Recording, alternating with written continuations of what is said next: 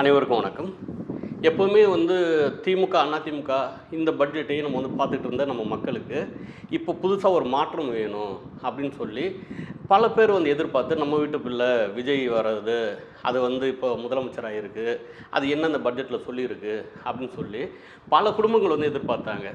அதோட ரொம்ப முக்கியமான பட்ஜெட் தாக்கல் செய்கிற நாள் தான் இன்றைக்கி சட்டமன்றத்தில் நடந்துச்சு.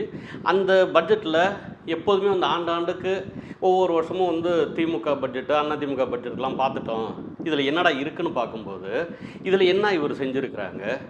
தமிழக வெற்றி கழகத்தின் பட்ஜெட் என்னத்தை முக்கியமாக முன்னிறுத்தி இருக்குது? இதனால் யாருக்கு எதுவும் பலன் இருக்கா இல்லையா? இளைஞர்களுக்கு சொன்னதை செஞ்சிருச்சா? இவங்க தங்கச்சிக்கு சொன்னது செஞ்சிருச்சா? அதே போல் இவங்க நண்பா நம்பிக்கை சொன்னதை செஞ்சிச்சா அப்படின்னு சொல்லி எல்லாருமே எதிர்பார்த்துட்டு இருக்கிறாங்க.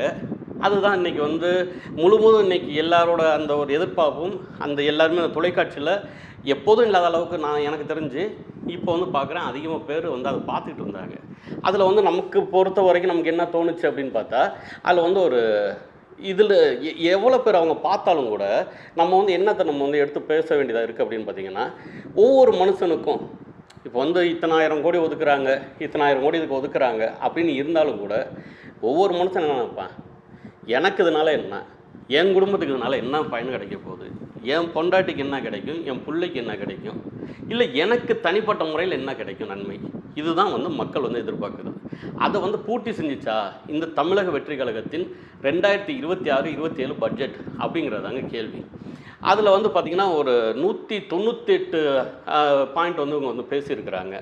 அதில் முக்கியமாக இன்றைக்கி நம்ம பார்த்தோம், ஒரு நடுத்தர மக்கள், ஏழை எளிய மக்களுக்கு போய் சென்று சேர்கிற மாதிரி என்ன இருக்குது அப்படின்னு நம்ம பார்த்தோம்னா, இப்போ திருமணமாகும் அந்த பெண்களுக்கு, திருமணமாகும் சகோதரிகளுக்கு 8 கிராம் தங்கமும் ஒரு பட்டு புடவையும் தாரங்கிறாங்கல்ல, அது முக்கியமாக எல்லாராலையும் வரவேற்கப்படும்.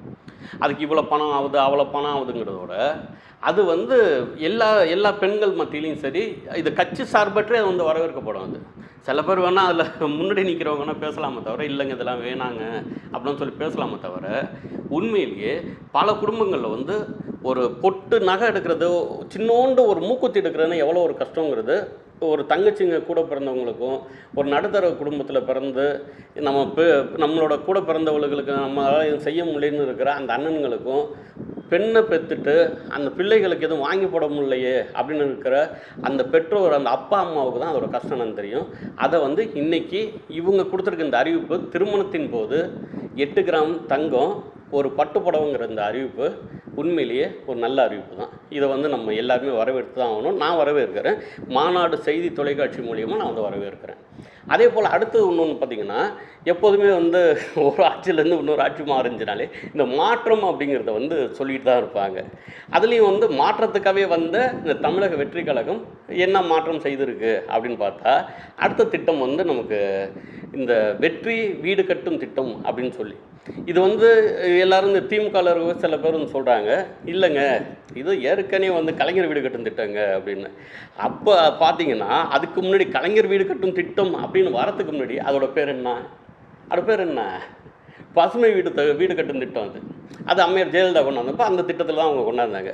அப்போ அதிமுக கொண்டாந்த திட்டம் ஐயா மு.க. ஸ்டாலின் வந்ததுக்கப்புறம், திமுக வந்ததுக்கப்புறம் கலைஞர் வீடு கட்டு திட்டம்னு வந்துச்சு. அதுக்கப்புறம் இப்போ தமிழக வெற்றி கழகம் ஆட்சிக்கு வந்ததுக்கப்புறம் அப்போ 3,10,000 கொடுத்தாங்கல்ல, அது எப்படி சொல்கிறதுன்னு தெரில. ஒரு சின்ன டாய்லெட் கட்டுறதுக்கு தான் அந்த காசு அதுக்கு அதோட கொஞ்சம் தான் அதிகமாக வைக்க முடியும். 3,10,000 எதுவுமே செய்ய முடியாது. ஆனால் இன்றைக்கி அதை கொஞ்சம் அந்த பணத்தையும் உயர்த்தி ஒரு 5 லட்சமாக ஆக்கி, ஏற்கனவே எவ்வளோ இருந்துச்சு, 3,10,000 இருந்துச்சா, அதோட பணத்தை உயர்த்தி திட்டத்தின் பெயரையும் மாற்றி வெற்றி வீடு கட்டும் திட்டம் அப்படின்னு சொல்லிட்டு ஒரு 5 லட்ச ரூபா கொடுக்குறாங்க. அது உண்மையிலேயே கஷ்டப்பட்டு நமக்குன்னு ஒரு காணியில் ஒரு சின்னோண்டு ஒரு வீடு இருக்காதா, எப்படியோ நம்மளும் ஒரு வீட்டுக்குள்ளே ஒழுகாத வீட்டுக்குள்ளே இருந்துட மாட்டோமா அப்படின்னு ஏங்குற அந்த ஏழை எளியவர்களுக்கு, உண்மையிலேயே அடித்தட்டு மக்களுக்கு இந்த திட்டம் மிகவும் உதவிகரமாக இருக்கும். இது எல்லாராலையும் வரவேற்கப்படும். அதே போல் கிராமப்புறத்தில் இந்த 100 நாள் வேலை வாய்ப்பு திட்டம் அப்படின்னு சொல்லிட்டு ஒரு திட்டம், அது 120 நாள் இருந்தது.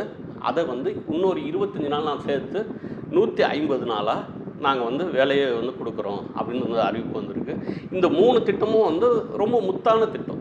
அதே போல் வந்து இன்னொன்று நம்ம வந்து சொல்லணுன்னா, இந்த சமூக நீதி காக்கிறதுக்காக அந்த துறைக்கு ஏற்கனவே அதுக்கு வந்து வேறு பேரில் வச்சுருந்தாங்க. இப்போ வந்து சமூக நீதித்துறைன்னு வச்சுருக்கிறாங்க.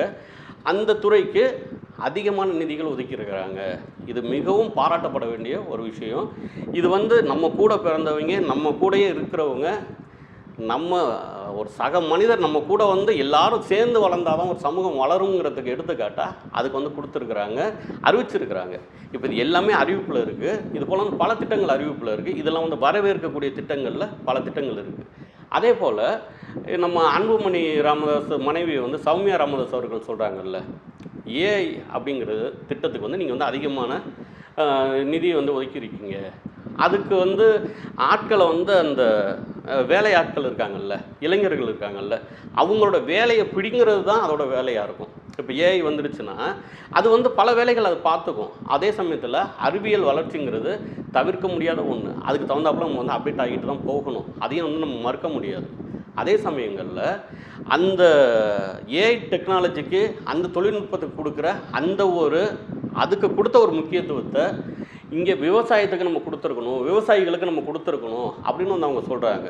அது உண்மையிலேயே எல்லாராலையும் ஏற்றுக்கொள்ளக்கூடிய ஒன்று. ஏன்னா விவசாயி சேத்துல காலை வச்சாதான் நீங்களும் நானும் சோத்தில் வந்து கையை வைக்க முடியும் அப்படிங்கிறது தான் உண்மை. ஒரு நாட்டில் ஒரு பெண்ணும் ஒரு விவசாயியும் நல்லா இருந்தால் மட்டும்தான் அந்த நாடு வந்து வளர்ச்சிக்கான நாடாக இருக்கும். இதையும் வந்து தமிழக வெற்றி கழகம் சில கட்சிகள்லாம் சொன்னால் நீ என்ன சொல்கிறது அப்படின்னுங்கிறது போக என்னை பொறுத்தவரைக்கும் நான் தொடர்ந்து பார்க்குறேன். தமிழக வெற்றி கழகம் யாரோ எங்கேயோ ஒரு இடத்துல ஒரு வார்த்தை சொன்னாங்கன்னா இவங்க வந்து எடுத்துக்கிறாங்க. அதை வந்து டிவிகேயில் உள்ளதை நம்ம வந்து பாராட்ட வேண்டிய ஒரு செயலாக தான் நான்லாம் வந்து பார்க்குறேன். அதுபோல் வந்து இதையும் வந்து அவங்க வந்து கணக்கில் எடுப்பாங்க அப்படிங்கிற நம்பிக்கை இருக்குது. அடுத்தடுத்ததில் வந்து அவங்க வந்து எடுத்து விவசாயத்துக்கு முன்னுரிமை கொடுக்கறதுக்கு அடுத்தடுத்த கட்டத்துக்கு செய்வாங்க அப்படின்னு ஒன்று. அதே போல் இன்னொன்று வந்து இது வந்து வேண்டவே வேண்டாம் அப்படின்னு நம்ம வந்து நினைக்கிறது என்ன அப்படின்னு பார்த்தீங்கன்னா, இந்த சாராய கடைக்கு போகிறதே தப்பு, அது டாஸ்மாக் கடைக்கு. அதில் வந்து ஆன்லைனில் புக் பண்ணிட்டு போனால் அது வந்து சரியே இருக்காது. இது வந்து தேவையில்லாத ஒன்று இது. அதனால் அந்த திட்டத்தை வந்து எடுத்துடணும், அந்த திட்டம் வேண்டாம் அப்படிங்கிறது தான் இப்போ அன்புமணி ஐயா சொல்கிறாங்க. இது போல் வந்து பல பேர் வந்து பேசிகிட்டு இருக்கிறாங்க. இதுக்கு வந்து மிகப்பெரிய ஒரு எதிர்ப்பு தான் வரும். அது தேவையில்லாத ஒன்று அது. ஏன்னா படிப்புக்கு வந்து முக்கியத்துவம் கொடுக்குது இந்த அரசு அப்படிங்கிற இடத்துல குடிக்கிறதுக்கு வந்து முக்கியத்துவம் கொடுக்குது அப்படின்றாப்புல போயிடுச்சுன்னா அது நல்லா இருக்காது. அது இப்போ நமக்கு வந்து போன வாரம் ஒரு தொலைக்காட்சியில், தனியார் தொலைக்காட்சியில் பெற்றவங்களை விட்டு பிள்ளைகள் வந்து பிரிஞ்ச அந்த பிள்ளைகள் உயிரோடு இருப்பாங்க, பெற்றவங்க வந்து வேறு கல்யாணம் பண்ணிட்டு போயிடுறது, இல்லை வேறு ஏதோ ஒரு வாழ்க்கையில் வேறு இதில் போயிடுறது, பிள்ளைகளை கண்டுக்காமல் போகிறது, அது வந்தது. அதில் வந்து பார்க்கும்போது என்ன இருந்ததுன்னு பார்த்திங்கன்னா, அதில் சொன்ன எல்லா பிள்ளைகளுக்கும் அந்த குடும்பம் வந்து இப்படி போய் அந்த பிள்ளைகள் வந்து அனாதையாகி தாய்மாமன்ட்ட வளர்ந்தது, சித்தப்பாட்ட வளர்ந்தது, அத்தைகிட்ட வளர்ந்தது, சித்திட்ட வளர்ந்தது, அந்த குழந்தைகள் சொல்கிறது எல்லாமே அவங்க பெற்றோர்கள் வந்து சரக்கு டாஸ்மாக் தான். அதனால தான் குடும்பம் வந்து மேக்சிமம் அதனால தான் வந்து பெரும்பாலான குடும்பங்கள் அதனால தான் வந்து பிரிஞ்சிச்சு. அதுபோல் அனாதைகள் உருவாக்குறதுக்கு நம்ம ஆன்லைன் வைக்கணுமா அப்படிங்கிறத நம்ம பார்த்துக்கணும். இதில் இப்போ நம்ம சொன்னதில் எல்லா திட்டங்களும் வந்து அதுக்கு முன்னாடி நம்ம சொன்னோம் இல்லையா, வெற்றி வீடு கட்டும் திட்டம், இந்த சகோதரிகளுக்கு வந்து 8 கிராம் தங்கத்தை கொடுத்து ஒரு பட்டுப்புடவையும் கொடுத்து வாழ்த்துற அண்ணன் சீர் திட்டம், அதே போல் வந்து 120 நாள் இருந்த வேலையை வந்து இன்னொரு 25 நாள் சேர்த்து 150 நாளாக ஆக்கி கொடுக்குற திட்டம், இது எல்லாமே நல்லபடியாக செயல்பட்டுச்சுன்னா எல்லாருக்கும் நல்லது. இன்னும் வேறு என்னத்தை பற்றி பேசலாம், இந்த வீடியோ வந்து உங்களுக்கு பயனும் இருக்குதா அப்படிங்கிறதையும் நீங்கள் சொல்லுங்கள். இனிமேல் ஒவ்வொரு நாளும் நமக்கு வந்து மக்களுக்கு பயன் இருக்கணும், நம்ம பேசுகிற பேச்சு மக்களுக்கு பயனளிக்கணும், அதுக்காக தான் நம்ம பேசுகிறோம்.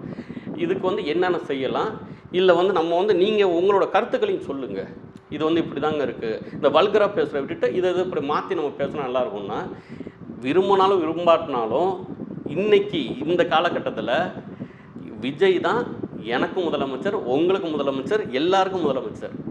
அவர்கிட்ட வந்து நன்மைகளை பெறுறதுக்கு என்னென்ன வழிகள் பெறலாம், என்னென்னத்தை செய்யலாம் அப்படிங்கிறத நம்ம பார்க்கணும். அதுதான் வந்து நாட்டின் வளர்ச்சிக்கு நல்லதாக இருக்கும். அது சொல்கிறதுக்காக இந்த வீடியோ போட்டேன். நன்றி, வணக்கம்.